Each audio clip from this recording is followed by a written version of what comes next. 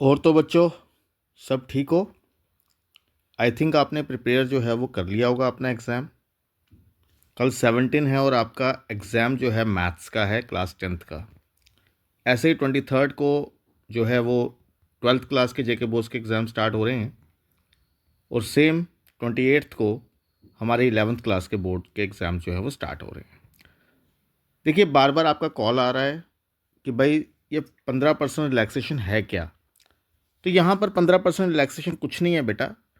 आप अगर 1 मार्क का पेपर करते हो तो आपके काउंट होंगे 1.176 मार्क्स। ठीक है, यहाँ लिखा हुआ है आपके पास कि आपके पास ये जितने भी आप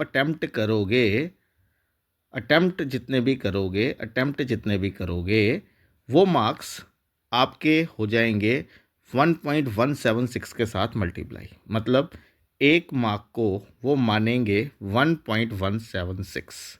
क्लियर हो गया मेरी बात? तो 1.176 जो है वो मार्क्स आपके मान लेंगे। अब यही क्राइटेरिया यहाँ दिख रहा है, 31 मार्क्स का क्राइटेरिया दिख रहा है। 85 मार्क्स अगर आप अटेम्प्ट करते हैं तो 100 मार्क्स काउंट होते हैं। ठीक है, अब सर हमारा 85 मार्क्स का तो एग्ज़ाम नहीं है ना? तो उसी पे आएंगे आगे कि आपका एग्ज़ाम है क्या। तो देखिए, ये 15% रिलैक्सेशन है। अगर आप जो है कितने मार्क्स लेते हैं तो उसके हिसाब से सबसे पहले 10th का एग्ज़ाम है कल, तो हम सबसे पहले उसको डिस्कस कर लेते हैं। तो 10th के एग्ज़ाम में सबसे पहले जो डिस्कशन हो रही है वो ये है, जैसे मैंने अभी बताया आपको, कि अगर आप 1 मार्क लेते हैं तो आपके काउंट होंगे 1.176 मार्क्स। ठीक है बेटा। अगर आप जो है वो मार्क्स लेते हो 22 तो आपके मार्क्स आ रहे हैं 25.872। और ऐसे ही अगर आप 60 मार्क्स को कर लेते हैं तो 60 मार्क्स का मतलब है कि आपके मार्क्स 80 काउंट होंगे, 68 मार्क्स, सॉरी 68 मार्क्स का मतलब रहेगा कि आपके 79.968।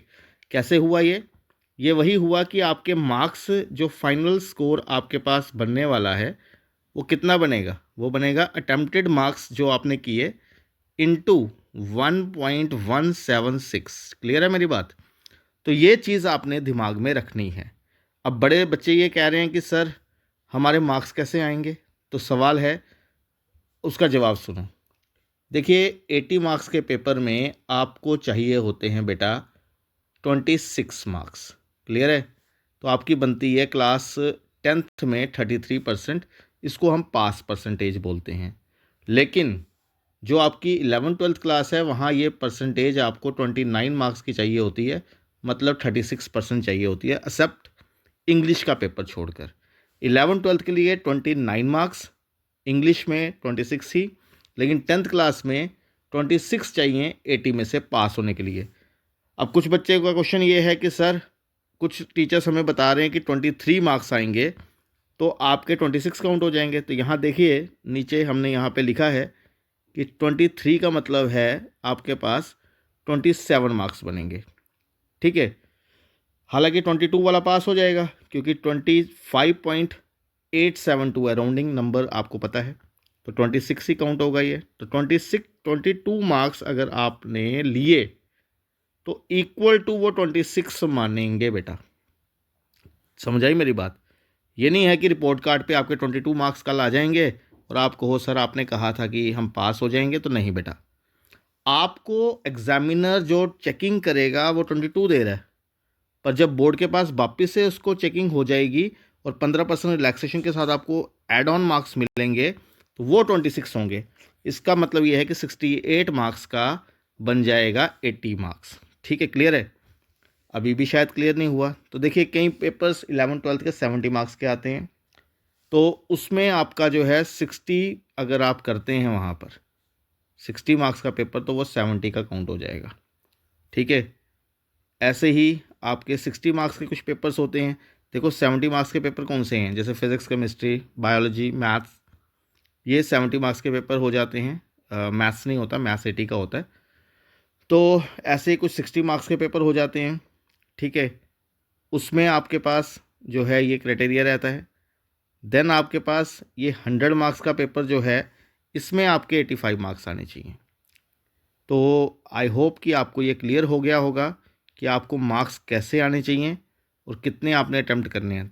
दूसरा एक क्वेश्चन और अराइज होता है बेटा, थ्योरी जैसे मान लो कल 80 मार्क्स का पेपर है आपका और आपने जो इंटरनल एग्ज़ाम दिए वो 20 मार्क्स के थे, तो बेटा 20 में से 7 मार्क्स आपके होंगे तो आप पास हो जाओगे और यहाँ आपके 26 मार्क्स होंगे तो आप पास हो जाओगे।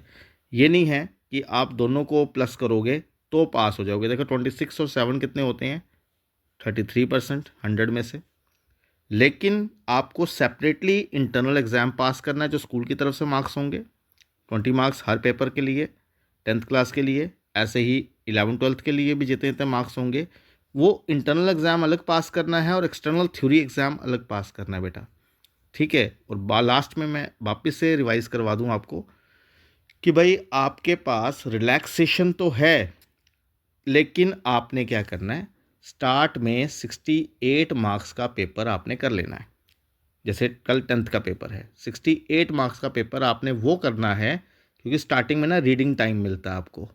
रीडिंग टाइम 15 मिनट का होता है, तो डिसाइड कर लीजिए कि आपने कौन से 12 मार्क्स छोड़ने हैं, ठीक है। हाँ, छोड़ने नहीं है, 68 का आप अटैम्प्ट कर लो, इसके बाद जो आपके पास बचे 12 मार्क्स, तो इन 12 मार्क्स को आप लास्ट में कर लीजिए, ठीक है। मेरी बात समझें, आप करके 80 का 80 ही आएंगे बेटा। क्लियर है बेटा? तो आई होप ये वीडियो आपके लिए हेल्पफुल होगा। Thank you and all the best to all of you.